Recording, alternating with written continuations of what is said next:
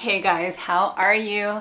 I hope that your week is going super awesome. And I know last week I was in Cuba and I said that this week would be another episode of Homemade Happy, but I had a slight change of heart because I wanted to do something that I did last year, which is share what my top 10 DIY projects were for the past year that we just wrapped up. But I also wanted to share with you a little bit more about what my journey was. And I wanted to personally just take a little bit of time and reflect back on that and just share that with you as well. And then next week will be an episode of Homemade Happy. Last year was a hard year. I mean, there was so much that happened and so much that made it hard, and COVID definitely impacted it as well. But it was also the best year for me, which is crazy how that can just happen. And I think there were just so many things that did happen and moves that were made. I will forever remember it. And you guys obviously are a huge part of that. The first big thing that happened in 2021 was I quit my corporate job. I had been at that job for going on 7 years. It was a good company, it was a good job, and I had been in corporate for longer than that, obviously. But my dream since I was in high school was to not work a corporate job. It's just doing my own thing is like definitely more suited to who I am and what my values are and how I look at life and everything. And I never, ever, ever, ever thought it would be possible for me to do my own thing. Like, it's something I wanted to do, but I never thought was possible. So to be able to do that officially, starting in March of last year, was like the scariest thing ever. I thought about it for I fantasized about it for years. I thought about it seriously for probably a year prior. And then when I finally did it, it was so scary. I was like in emotional turmoil before doing it. And then once I did it, I thought I probably should have done this earlier. But that is probably one of the best things of 2021 that I will forever remember. And obviously I got a question the other day that said, what are you doing if you quit your corporate job? I'm doing this, actually. And then came the next huge life decision that was made in my husband's life, and that was leaving the city life. So we lived downtown Toronto in an apartment. It was a 1+ den. We faced another building, so there was no sunlight that came into our apartment. With lockdowns and everything going on, it got so depressing for me to not see the sun, to not see trees, to not like be able to see the horizon, even because there's so many buildings around. It just took such a toll on me. But at the end of the summer, we decided to leave the city and move far away to my hometown. You guys have seen, like, there is nature all around, like, and where I am is still somewhere quite residential. The actual general landscape is very full of nature and trees and like wildlife and stuff like that. It's very, very cool. And I totally took it for granted when I lived here when I was younger, but now it's like there's no way I could take it for granted. I love looking out at trees. I love seeing the sun come in. I feel so blessed that I have sunlight. There's literally sun like coming into my eyes right now, and I just love it so much. I literally this year switched out the hustle and bustle of the concrete jungle for the slow pace of nature in a smaller town. It's so much better. My soul is so much happier. And so now I'm here, and I wanted to talk a little bit about what I've mentally experienced in the last year through this journey, through even being here and changing, my style of video and everything that's gone along with that. I mean, I've shared here all my struggles with ADHD. I've shared my struggles with not being able to get things done as quickly. And I just realized today when I was thinking back on all this, starting down this journey, I really wished if I could have been the type of person to do videos the way that Lone Fox does videos, and to put out content and do projects at that kind of rate, or many other examples of very successful people who are killing it at what they're doing. I would have done that. And I was so hard on myself for so long at the fact that I can't be that. I cannot be that. It's just impossible. I love Homemade Happy. I love the new style that I'm going towards, and it's so me. Making it makes me even more happy. It's funny because my limitations made it so that I couldn't do what other people are able to do that makes them successful. And I had to find something else that would work for me. And that's literally because of my limitations that I found something and a way of doing something that's like me and that makes me happy. And I just think that's the coolest thing ever. It's like, in hindsight, you can look back at a problem that you had and it was a big struggle for me. Like, I swear, I spent so much time feeling bad that I couldn't be that, and trying to put out more content and work faster, and just to realize that's just not what is gonna work for me, and that will lead me to something else. And I just want that reminder for you guys. Like, if there's something that you struggle at, take a minute and think back and think like, how did that lead you to where you are? And did that lead you to do something different because you couldn't do what you wanted to do, but that where it landed you is something that you love even more. It's the first time ever that I've been grateful that like I have these limitations that I've always struggled with. That is kind of my reflection on the past year. I'm so grateful for everything that I've been through. I'm so grateful for all the changes that have happened. I'm so grateful for finding my new way of telling stories. I'm so grateful for you guys, obviously, for literally making this possible, for changing my life and giving me literally the life that I want and a life that makes me so happy. So thank you so much for being here for the journey. And now, without further ado, because I've just gone on this long tangent, it's now been 16 minutes of telling my story, so I'm gonna have to cut that down into way less than 16 minutes. I'm gonna tell you what my top 10 projects are for last year, because let me tell you, I have a lot of favorites. I'm gonna go from my least favorite to my most favorite, but just including my top 10. So my top 10, starting at number 10, is the thrifted classic clock that I got from Value Village. It was beautiful and mahogany and very similar to what I would have seen at my parents' house growing up. However, I gave it a nice modern boho edge on it and transformed it just using some cane webbing paint, and voila, now it is the perfect clock. And I was just thinking, I actually have a couple boxes of decor that I managed to fit in the like SUV that we moved here with, and it's definitely in one of those boxes that I haven't even opened, which is really funny. So I will have to open that now that I'm remembering it, because it will go perfectly in this apartment as well. Coming in at number 9 was my, in theory, renter-friendly herringbone peel and stick marble floor that I did in my bathroom here.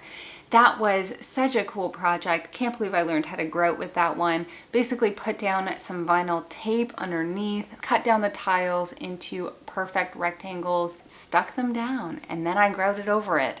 And in my opinion, they look 10 out of 10, and I love how it's all coming together. Hopefully my bathroom will be done at some point in the next couple months, and then I can share the full reveal with you. Coming in at number 8 are my DIY pendant lights that I did in my last apartment. I saw a wine bottle holder at HomeSense and I was inspired. I thought that this could definitely become pendant lights. So I took it all apart. I then did some, engineering with an existing pendant light, took some parts apart, glued some parts on, and attached it to this like round wooden plate that I painted black. I found these bulbs that look like real bulbs, but they're battery powered.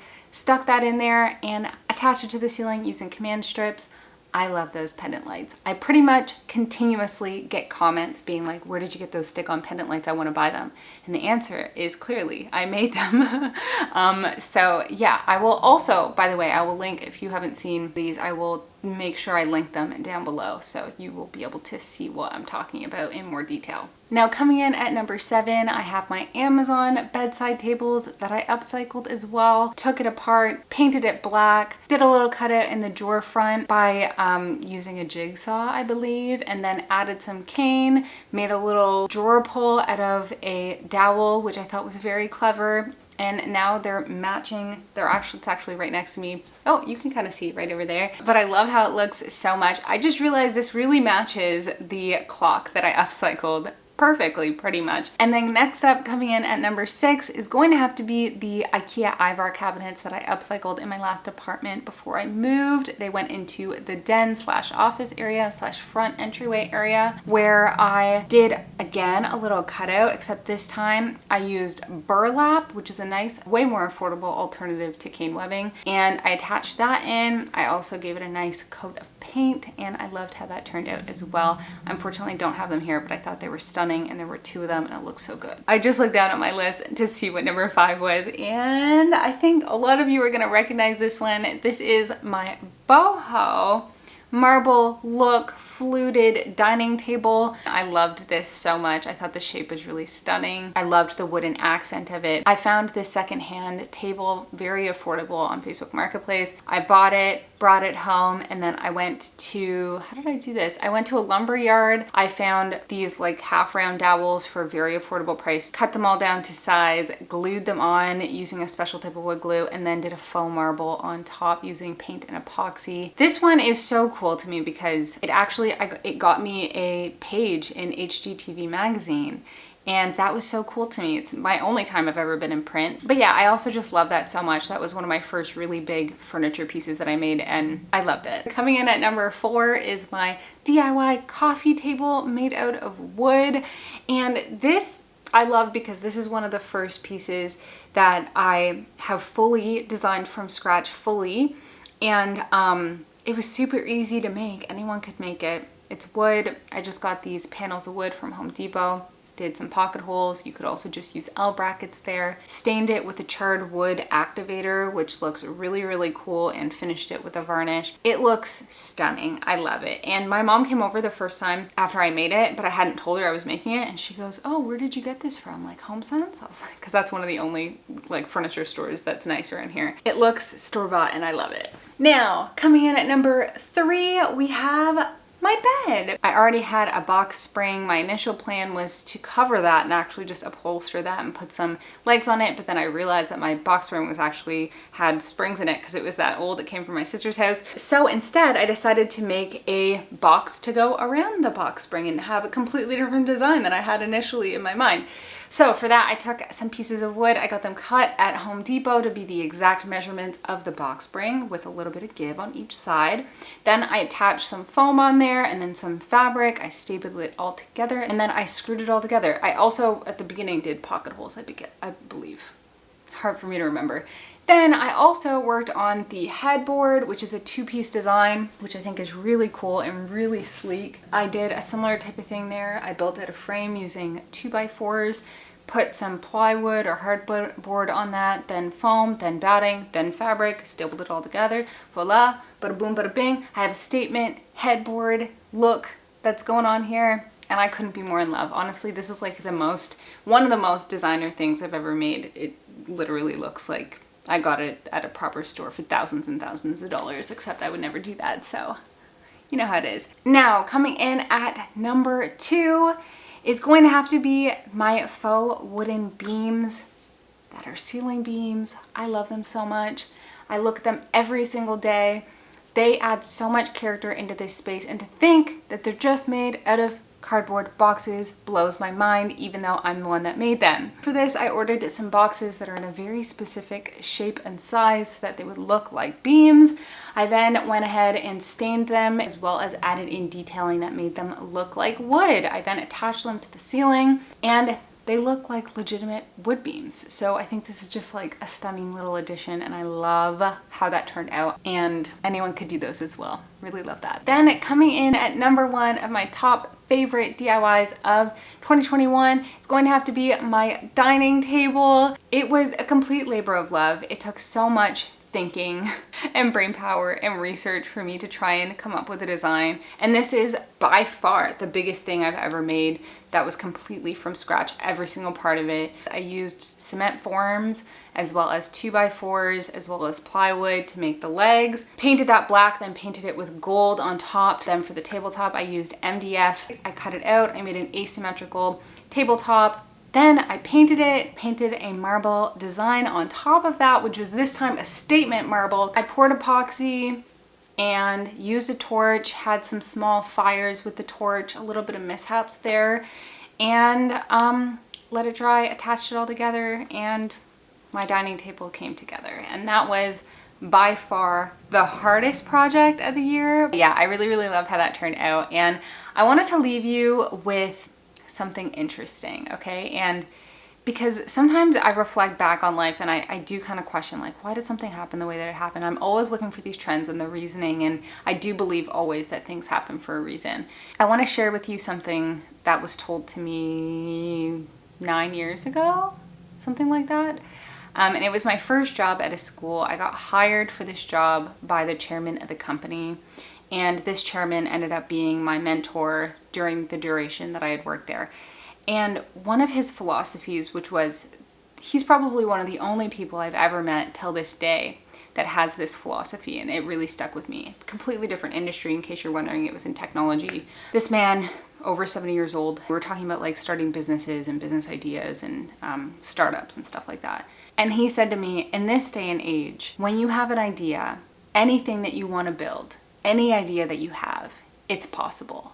The problem is not a matter of if it's possible, but how it's possible. It all comes down to the execution, and that you should never set a limit in your mind that something's not possible to do. And it's interesting because he told me that in the context of something completely different, like startup technology, creating the next Uber, if you will. It's applied to me in a completely different way, but it was something I needed to hear because still to this day, I don't think I've ever really had a boss that said that to me. I don't think I've had a family member that really lives and breathes that. I think the message that you often get in society is the opposite. You want to build something, you want to do something, you have an idea, and you're a dreamer, or you're crazy, or how can you do that, or you don't have the skills, or you don't know how to use a saw, or you don't know how to do these things. And it comes back to that for me. It's not a matter of if it's possible, it's always possible, but it's how you're gonna do it. And I just thought that was the coolest thing ever. So dream big, everyone, just like I'm gonna dream big. This next year is all about creating and designing, and like also at the same time having a slow pace of life and enjoying things and being contented. And I just am really excited for this year. So I hope that you are too. And I want to say thank you so much from the bottom of my heart. Thank you so much for joining me on the journey that was 2021. It's been hard and it's also been the best. So thank you so much. I love you so much. You're the absolute best. And I will see you next week in next week's episode of Homemade Happy.